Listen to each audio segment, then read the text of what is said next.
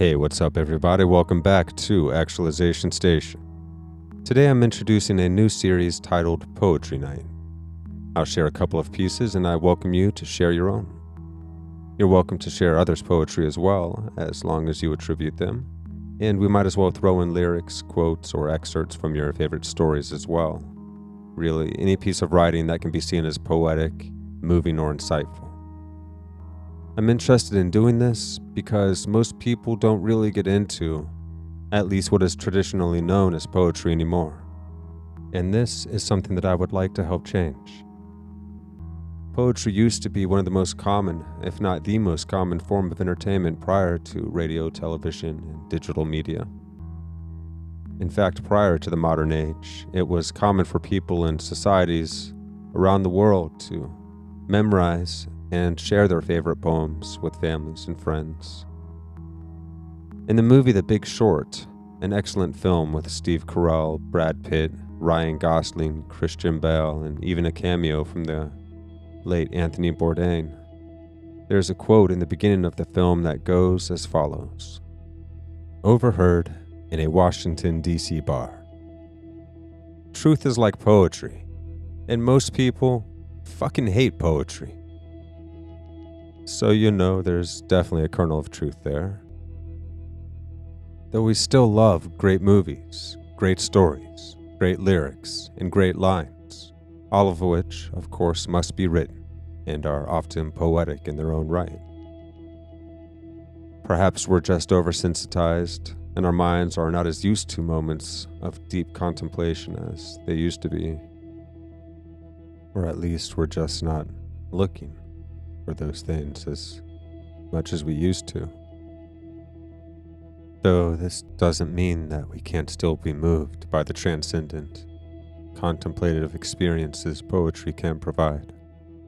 It seems quite natural for us to appreciate and be moved by them.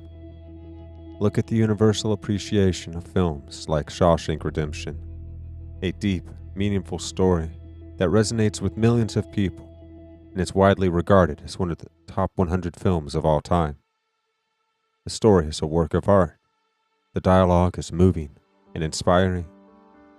The themes dark yet enlightening, and there are moments of transcendence that speak to us all.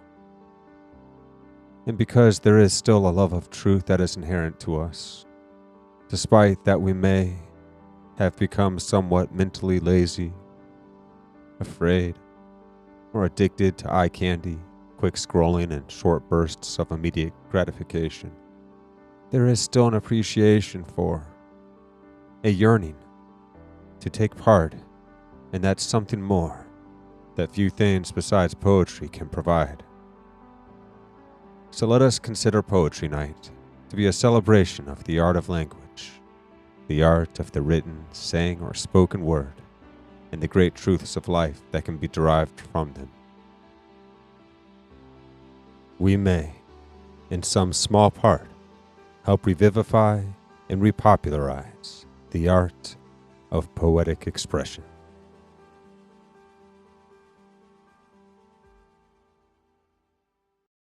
I do feel that art is integral to moving society forward, and the world needs more heartful expression, more inner exploration, and outward expression of the deepest reflections we are capable of, that we may survive what is best in humanity and revitalize that sense of wonder for this great, impossible miracle that we whirl within.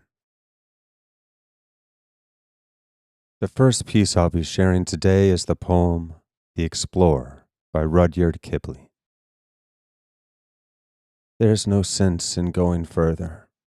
It's the edge of cultivation. So they said, and I believed it. Broke my land and sowed my crop. Built my barns and strung my fences. In the little border station, tucked away below the foothills where the trails run out and stop. Till a voice as bad as conscience rang interminable changes. And one everlasting whisper, day and night repeated, so. Something hidden, go and find it. Go and look behind the ranges. Something lost behind the ranges, lost and waiting for you. Go. So I went, worn out of patience, never told my nearest neighbors, stole away with pack and ponies, left 'em drinking in the town. And the faith that moveth mountains didn't seem to help my labors, as I faced the sheer main ranges, whipping up and leading down. March by march I puzzled through 'em, turning flanks and dodging shoulders, hurried on in hope of water, headed back for a lack of grass, till I camped above the tree line, drifted snow and naked boulders, felt free air astir to windward, knew I'd stumbled on the pass. Thought to name it for the finder, but that night the norther found me, froze and killed the plains-bred ponies, so I called the camp despair. It's the railway caps today, though. Then my whisper waked to hound me, something lost behind the ranges. Over yonder, go you there. Then I knew, the while I doubted, knew his hand was certain o'er me. Still, it might be self-delusion. Scores of better men had died. I could reach the township living, but he knows what terrors tore me. But I didn't.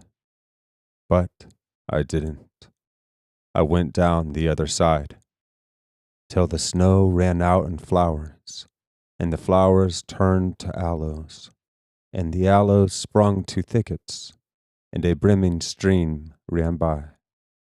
But the thickets dwindled to thorn scrub, and the water drained to shallows, and I dropped again on desert-blasted earth and blasting sky. I remember lighting fires. I remember sitting by them.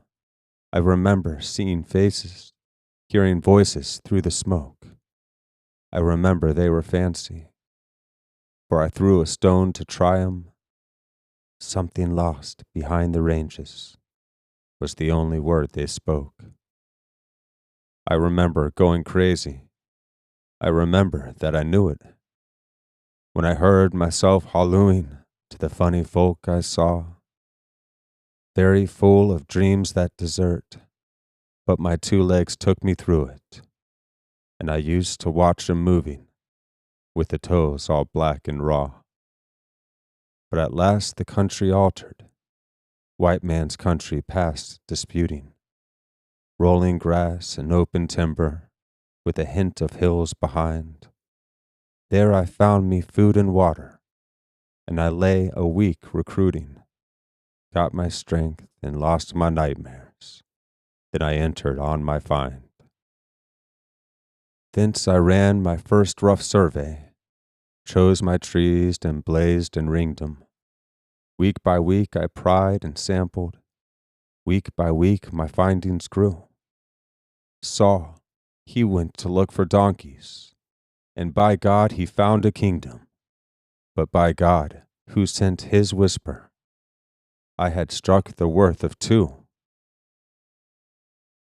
Up along the hostile mountains, where the hair-poised snow-slide shivers, down and through the big fat marshes that the virgin ore bed stains, till I heard the mild wide mutterings of unimagined rivers, and beyond the nameless timber saw illimitable plains, plotted sites of future cities, traced the easy grades between 'em, watched unharnessed rapids wasting, 50,000 head an hour, counted leagues of water frontage, through the axe-ripe woods that screen 'em, saw the plant to feed a people, up and waiting for the power.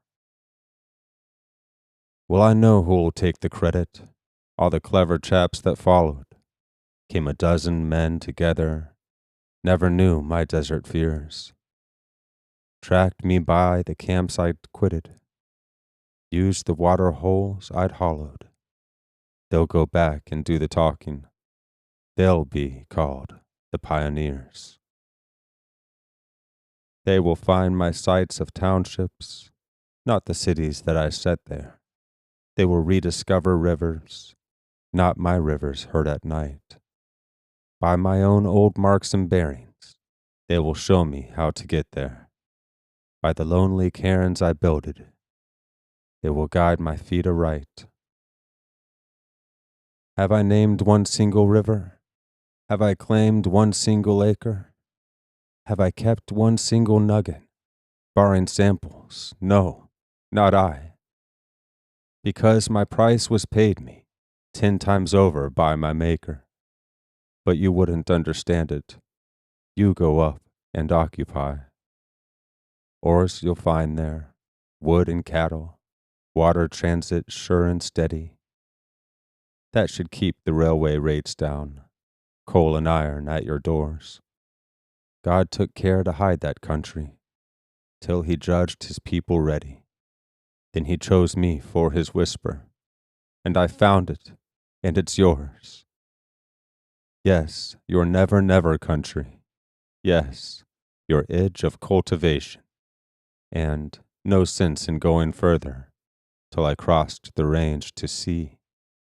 God forgive me. No, I didn't.